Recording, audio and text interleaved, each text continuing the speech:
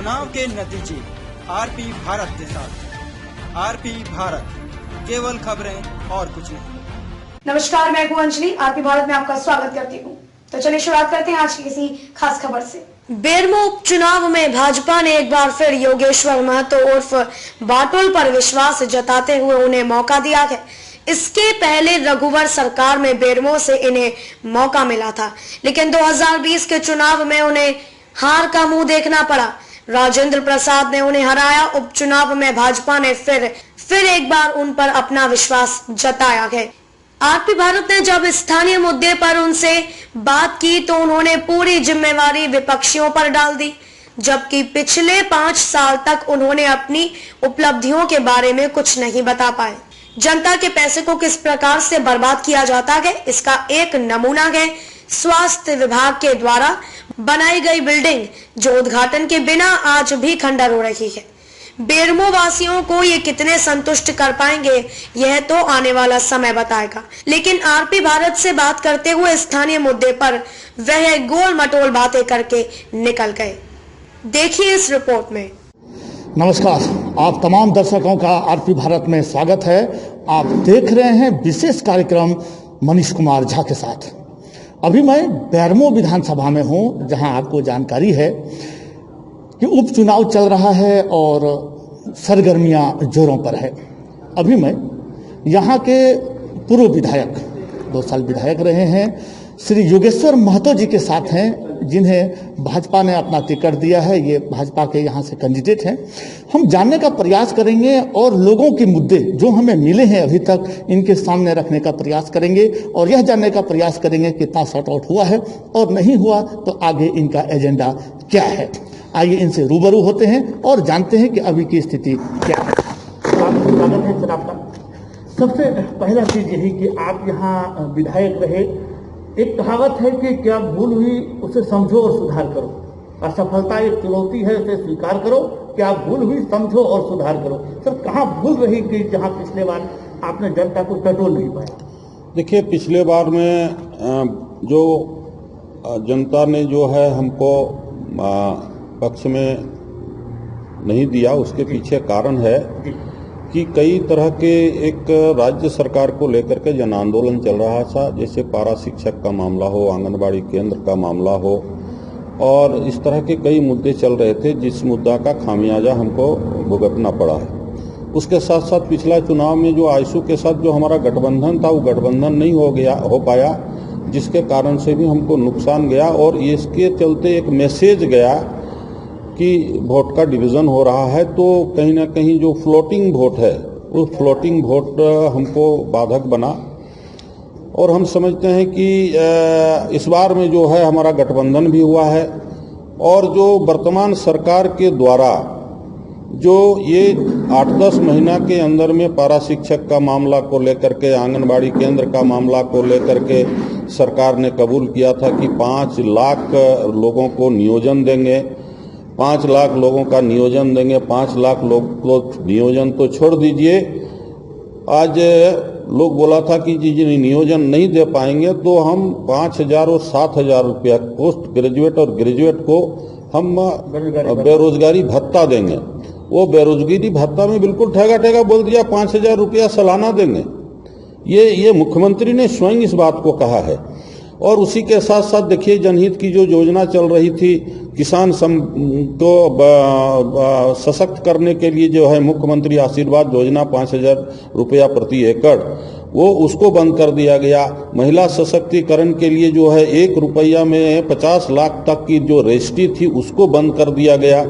और अभी जो जनहित की योजना में जो गैस कनेक्शन लोगों को मिलना चाहिए, अभी तक 10 महीना में एक भी गैस का वितरण नहीं हुआ। प्रधानमंत्री आवास का एक भी काम नहीं हुआ। और इस तरह से सारे जो सरकारी योजना भारत सरकार के द्वारा चलाया जा रहा है, वो सारी योजनाएं ठप पड़ी हुई है। राज्य सरकार की जो बड़ी योजनाएं हैं वो भी एकदम बिल्कुल बंद पड़ी है, चाहे वो बिजली के क्षेत्र में हो, पुलिया के क्षेत्र में हो। 2-2, 3-3 हमारी बड़ी सड़क बन रही है 100 करोड़ का, वो काम बाधित हुआ है। जनहित में जो काम है उसको ये लोगों ने राज्य सरकार के खिलाफ में एक मैसेज गया है कि ये विकास कुछ नहीं करने वाले हैं, ये गद्दी में बैठने के लिए लोक लुभावना दे करके गद्दी पर बैठे हैं।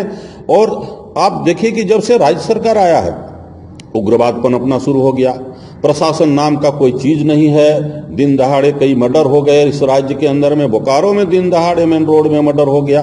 तो ये संदेश गया है कि ये सरकार जो है जन विरोधी है। महतो जी, हमने आपके क्षेत्र का दौरा किया, जहाँ से कुछ संदेश आए हैं, हम चाहते हैं कि आपके साथ शेयर करें। शिक्षा पर अगर बात करें तो लोग शिक्षा से यहाँ खुश नहीं है, क्योंकि 5 साल आप रहे यहाँ, केंद्र और राज्य दोनों जगह आपकी सरकार थी, फिर भी स्कूलों में शिक्षकों की कमी कहीं न कहीं बाधक बना है और लोग असंतुष्ट। नहीं, देखिए पिछला बार में आप इस बात को ध्यान में होगा कि पिछला बार में जो है हम लोगों ने जिन शिक्षकों का बहाली किया, 12-13 हजार शिक्षक की बहाली हुई और वो मामला केस कोर्ट में चल रहा था। राज्य सरकार के लापरवाही के कारण पैरवी ठीक से नहीं हो सका और राज्य सरकार के खिलाफ में जो गया, आज 12-13 हजार जो है जिन शिक्षकों को हम लोगों ने बहाल किया था वो आज रोड पर आने वाले हैं। अगला वो सुप्रीम कोर्ट में जाएंगे कि नहीं जाएंगे या डबल बेंच में जाएंगे कि नहीं जाएंगे, ये तो सरकार की मंशा आगे दिखाई पड़ेगी। और आगे जो टीचर की जो बहाली की प्रक्रिया थी वो बहाली की प्रक्रिया भी रुक गई इसी कारण से, और नहीं तो हमारा जो लक्ष्य था कि हम शिक्षक के मामले में इस राज्य को एक विद्यालय को हम लोग शिक्षक देंगे, वो काम रुक गया। और हम लोग इस बार में हम लोगों की इच्छा थी कि जो वो भी हम लोग पूरा करेंगे।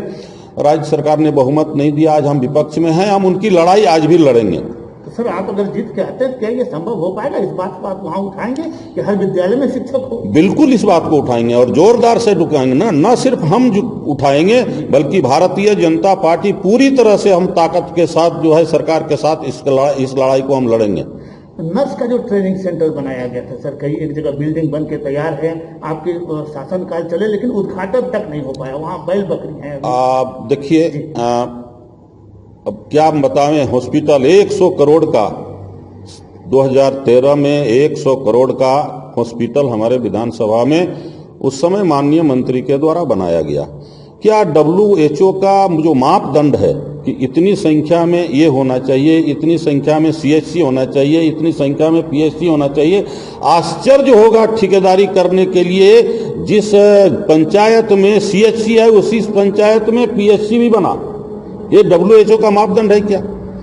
आपका जो उनके घर के पीछे जो नर्सिंग आप जिसकी बात कर रहे हैं, नर्सिंग स्कूल और ट्रेनिंग, आप बताइए सदर अस्पताल जैसा जगह में इसकी व्यवस्था नहीं हुई है, रिम्स जैसा जगह में इसकी व्यवस्था नहीं हुई है, वहाँ क्या इंफ्रास्ट्रक्चर है? आप कहाँ से डॉक्टर लाएंगे, कहाँ से टेक्नीशियन लाएंगे? क्या अनुमंडल अस्पताल उसको पूरा कर सकता है? बेरमो अनुमंडल अस्पताल ये सिर्फ ठेकेदारी के लिए किया गया। आपको हम बता दें, पिछरी आप देख लीजिए, पिछरी और बेरमो अनुमंडल अस्पताल की दूरी मात्र 1.5 किलोमीटर की है, वहां CHC बना पिछरी में, आज खंडर हो रहा है। उसके बाद में 1 किलोमीटर में अनुमंडल अस्पताल है। या अहर्ता रखता है क्या? जनसंख्या के आधार पर यह मापदंड कहता है क्या WHO का? इस तरह से बने। देखिए कानीडी के लोग आए हैं, कानीडी में एकदम जंगल में जो है PHC बना दिया गया, चांदो में PHC बना दिया गया। इसी जाति तो जनता है ना सर, दो सरकार जब दो पार्टियां अलग अलग आती हैं तो इसके बीच में जनता पिसी जाती है, उनके कर के जो पैसे नहीं, मेरा ही जो कहना है, मैं जो बात कह रहा हूं वो अहर्ता के आधार पर, कल बिना अहर्ता का आज वर्तमान सरकार है, 10 महीना में क्यों नहीं किया?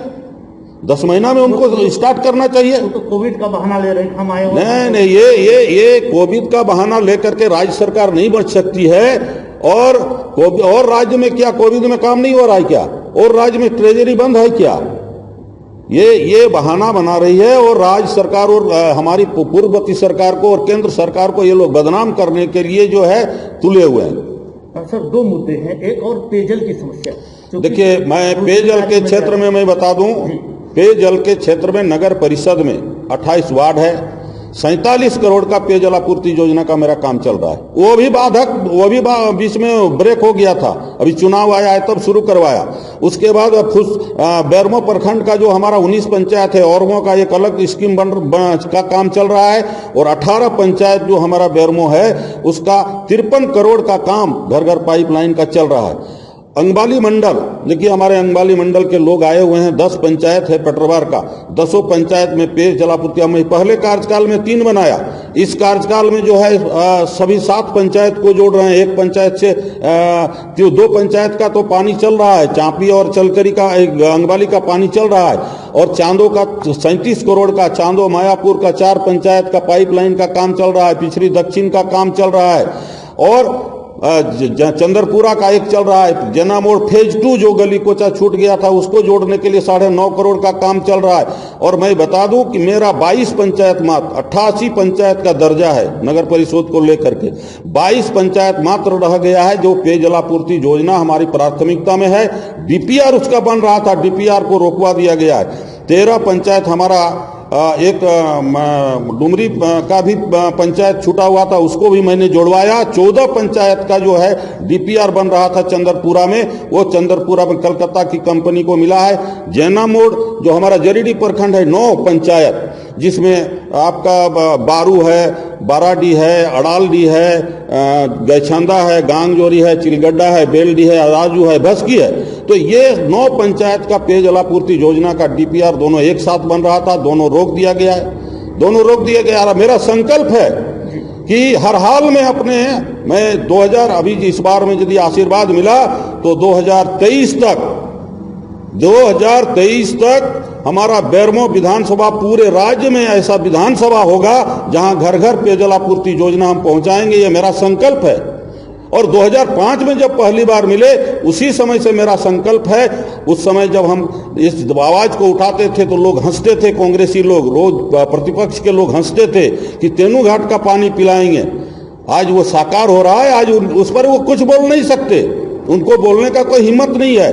दामोदर नदी में एक पुल नहीं था, दामोदर नदी में 4 पुल बनवाया। खांजो नदी में एक पुल नहीं था, 6 पुल बनवाया।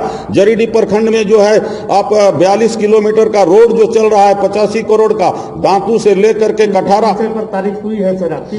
नहीं, दांतू से लेकर के कठारा और ये चलकरी से लेकर के ये आपको ये रोड 105 करोड़ का रोड का काम चल रहा है।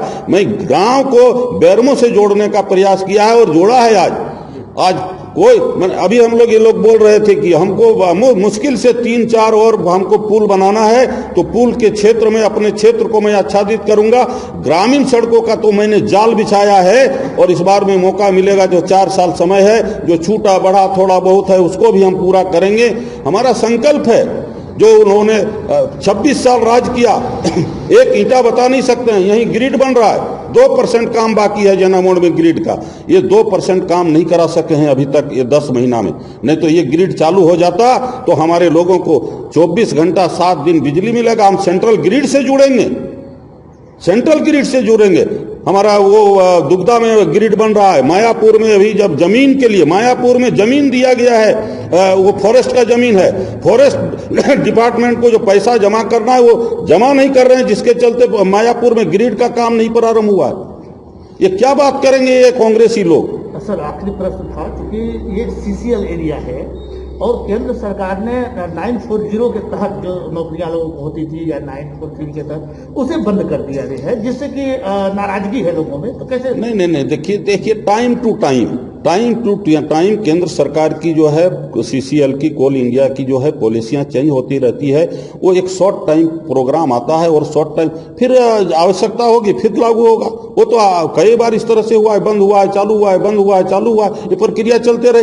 बेरमो का भविष्य 3 कोलियरी है, बेरमो का भविष्य है 3 कोलियरी, वो है पिछड़ी, अंगबाली और डीआरडी योजना चलकर ये हमारी प्राथमिकता रही है और उस प्रक्रिया में हम लोग बहुत आगे बढ़े हैं। केंद्र सरकार से भी मेरी कई बार बात हुई है और इस बार में हम तो जितने सीसीएल और बीसीसीएल के, कोल इंडिया से जुड़े हुए जितने विधायक हैं हमारे दल के या हमारे दल के नहीं भी हैं, जो उनसे भी मैं आग्रह करूंगा कि एक बार हम लोग एक टीम बना करके जाएंगे और केंद्रीय मंत्री से मिल करके ये योजना जो तीनों है उसको कैसे चालू करेंगे। चंद्र प्रकाश चौधरी जी हैं, उधर डुल्लू महतो जी हैं, हम लोग मिल करके बात करेंगे और बात करके इस काम को भी आगे बढ़ाएंगे और कोशिश करेंगे कि 1 से 1.5 साल के अंदर में ये तीनों कोलियरी यदि चालू हो जाता है तो बेरमो का भविष्य है, बेरमो के बेरोजगारों का भविष्य है। सर ये 940 भी आशा किया जा सकता है कि आप जीत के आएंगे तो इस विषय पर चर्चा? देखिए, ये केंद्र सरकार का मामला है, लेकिन जिस जो बात है उसको मैं उठाऊंगा। एक बात और महत्वपूर्ण मैंने पिछला बार में उठाया था, ये अभी कांग्रेस के जो प्रत्याशी हैं, कभी बोलते हैं हम नहीं जीतेंगे तो सुभाष नगर खाली हो जाएगा, करगली खाली हो जाएगा, संडे बाजार खाली हो जाएगा। पिछला बार में उनका मुद्दा था कि बिजली कट जाएगा। ये बराबर धमकी दे करके राजनीति करना चाहते हैं। मैं तो पिछला बार में मेरा विषय रहा था कि जो आवास है, और विधानसभा में मैंने उठाया था कि ये जो आवास है, सरप्लस क्वार्टर है सीसीएल का, बीसीसीएल का, वो सरप्लस क्वार्टर को जिनके नाम पर जो रह रहे हैं उसके नाम पर इंदिरा प्रधानमंत्री आवास का दर्जा दे करके एक नॉमिनल रेंट तय करके, बिजली का नॉमिनल सारा रेंट तय करके और उसको वो सुविधा मुहैया करे। यह मेरा विषय रहा है। हम बसाने का काम करते हैं, वो उजाड़ने का काम करते हैं, धमकी देने का काम करते हैं। जनता आज समझ गई है ये धमकी से और डर से। अब मेरा रहा है कि भय मुक्त, हमारे 10 साल में हमारा बेरमो भय मुक्त रहा है और आगे भी भय मुक्त रहेगा। हम किसी तरह के गलत तत्व का प्रश्रय दे नहीं सकते हैं और जो इस तरह का काम करेगा उससे हम लोग जन आंदोलन के साथ उसको टकरा करके उसको ध्वस्त करेंगे। बहुत बहुत धन्यवाद सर, आपने कीमती समय दिया। शुभकामनाएं आपको आने वाले चुनाव के लिए। ये थे योगेश्वर महतो जी उर्फ बाटुल, जिन्होंने पिछले 5 सालों की उपलब्धि भी गिनाई और इन्होंने ये बताया कि आने वाले समय में भी इनकी प्राथमिकता रहेगी कि इस क्षेत्र का सर्वांगीण विकास हो। अब देखना है कि मतदाता इन बात को कितना समझते हैं और 10 तारीख के चुनाव परिणाम ही बताएगा कि ये कितना उन्हें समझा पाए। मनीष कुमार झा, आरपी भारत, बेरमो।